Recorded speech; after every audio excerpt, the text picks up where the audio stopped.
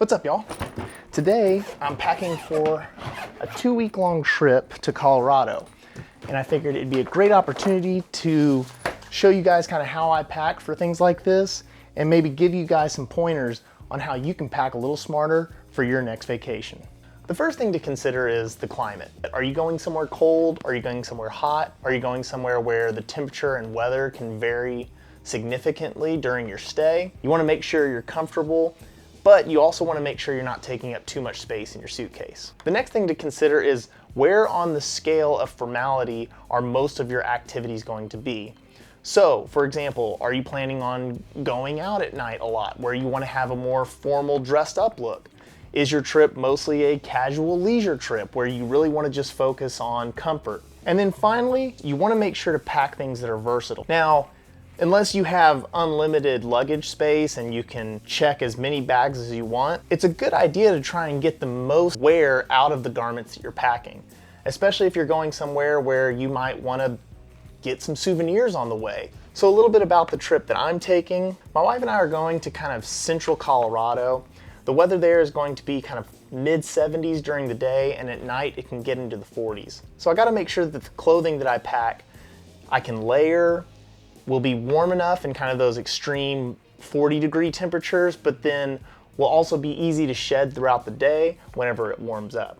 And we're even gonna take a little overnight trip to Boulder. I've really wanted to visit Canoe Club and just kind of see what the town of Boulder is like. So with that in mind, I wanted to make sure to pack some more formal fits in case we're going out for a nice date night or something like that. So to get started with what I'm packing and why, let's start with footwear. Now, when it came to packing, footwear was probably the easiest thing for me to decide. So I know we're gonna be hiking, I know we're gonna be in some rugged terrain at some point, so my Danners were an obvious choice. Then for kind of casual, everyday outfits, I don't think you can beat a good pair of Converse. These really go with everything I'm gonna wear, and so these are necessary for me. If we do go hiking and it's a little warmer, or I plan to do a little bit of fly fishing, so my Bedrocks are kind of a perfect shoe for that. They're also so easy to pack because they're so thin, so it didn't really seem like too much to go ahead and throw these into my list as well. And then finally, I love a good pair of Birkenstocks for just kind of easy casual outfits. I think if it's a little too cold for open-toed shoes, I actually kind of like the Birkenstocks with socks look. And so I'll probably pack some wool socks and maybe wear them with these for outfits that maybe I want to look a little more relaxed. So base layers were actually a kind of another easy thing for me to decide what to pack, mostly because I feel like most of my warmth should come from my outer layers or everything that I wear over it, because I want to be able to shed them pretty easily throughout the day. So as far as base layers go, I don't think you can get better than just a plain white or black t-shirt. I feel like that's super versatile, so I'm taking my Whitesville plain white tee, and then I'm taking this black Lady Whiteco rugby shirt. As kind of a cool just base layer by itself, I love this mono stereo raw hem tee.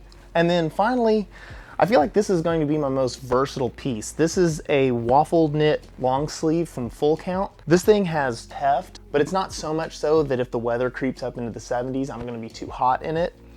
The way they cut this is unlike a lot of other waffle knit thermals that I've seen. Instead of being more form-fitted to the body and meant to be tucked in, this can actually be worn by itself, much like a long sleeve shirt or crew neck sweater. And that's actually how I style this. So I'll throw this on over just a plain white t-shirt. I'll wear this by itself, and it's great obviously under, say, a flannel or even a boxier shirt like my mono stereo tee that I'm taking with me. So this is going to give me a lot of styling options, but also add a little bit more warmth than a standard t-shirt.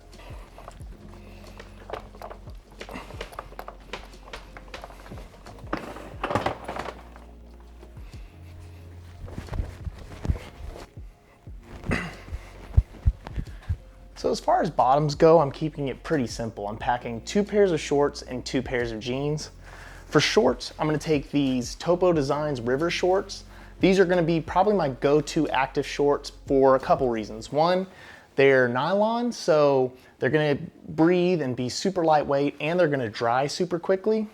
They also have this nylon belt, which makes them easy to kind of like cinch up. And we might find a couple swimming holes to go hop into. And then I'm definitely gonna be doing some fly fishing, and these are gonna be my go-to shorts for that. Next is my other pair of kind of active shorts, but utilizing a natural 100% cotton canvas, is these Patagonia stand-up shorts. Now these are newer to me this year. I really love these shorts. They've broken in really well and they're incredibly soft. What I love most about them though is just their versatility. So in the back, you get these huge pockets that reach all the way down to the bottom of the leg. So it gives you the versatility of a cargo short without the bulk of a cargo short, which I love that. I love anything that has a ton of utility. And this blue color is super versatile, really goes with anything. And then for pants, I packed my 316 RS 220X black denim jeans. This denim is just incredible. I think black denim is super versatile from a styling standpoint. These are gonna be really durable, and these are actually new for me, so expect a review on these later in the year. But so far, I'm really, really loving these. And then finally, I'm gonna wear my ordinary fits. If y'all have been around my channel for a bit, you know I'm a huge fan of these, and they're kind of my go-to option for most of my outfits lately.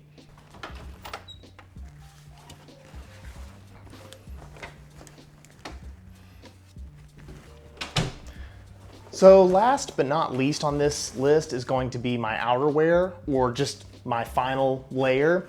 And I'm actually just gonna bring one jacket, and that is gonna be this Tellison denim jacket. I've had this for quite a while now, and it's just a great additional layer.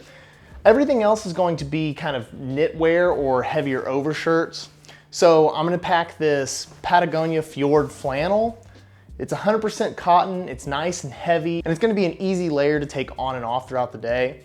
This is probably what I'm gonna reach for if I know I'm gonna be hiking or something like that, and there's gonna be a lot of temperature variation, mostly because this is just a tough piece. So I don't mind it getting dirty or getting snagged.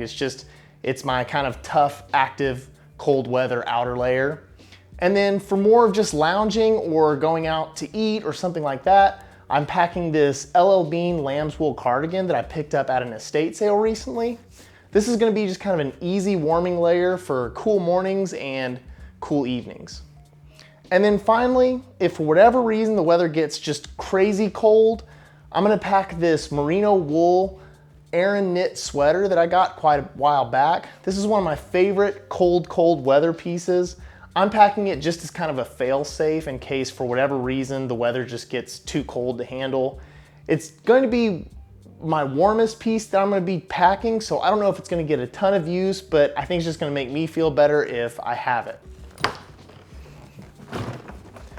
All right, y'all, that just about does it for this video. Thanks for watching. If you like this video, please hit the like button and subscribe if you'd like to see more videos like it. Thanks again for watching.